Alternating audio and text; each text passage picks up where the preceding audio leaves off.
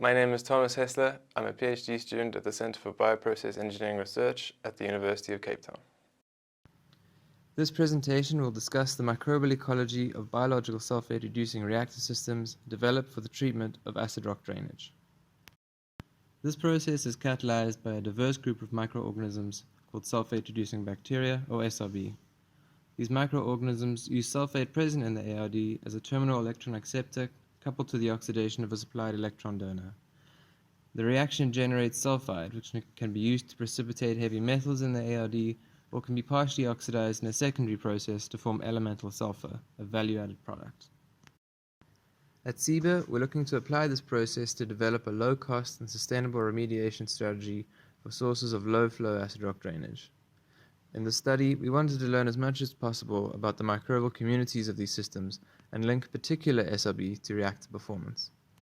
To do this, we tested the performance of a range of reactor configurations and analyzed the resulting microbial communities. First, the continuous stirred tank reactor, a well-mixed reactor containing only planktonic free-floating microbial cells. The linear flow channel reactor, a reactor developed at CBER which achieves passive mixing without the use of any agitation. This reactor contains carbon microfibers to provide a large surface area for microbial attachment and biofilm formation, in addition to free-floating planktonic cells in the reactor. And lastly, the upflow packed bed reactors, which are governed by plug flow, which results in the generation of an inverse gradient of products and reactants throughout the column.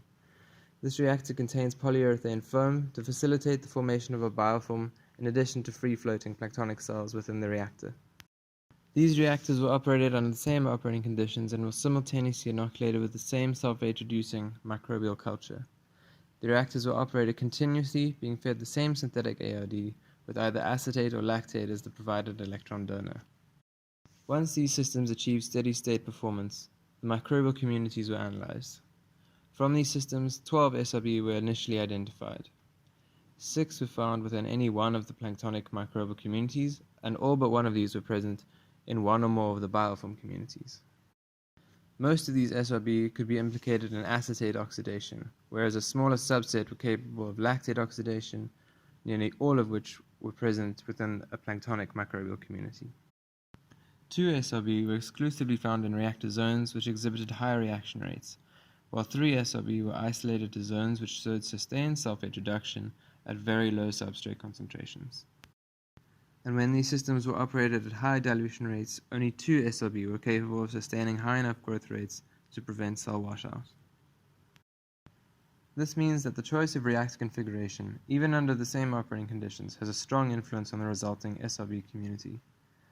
This largely depends on whether the organisms exist as free-floating cells or in bioforms, the substrates which are available and the concentration of these, and the operated hydraulic residence times.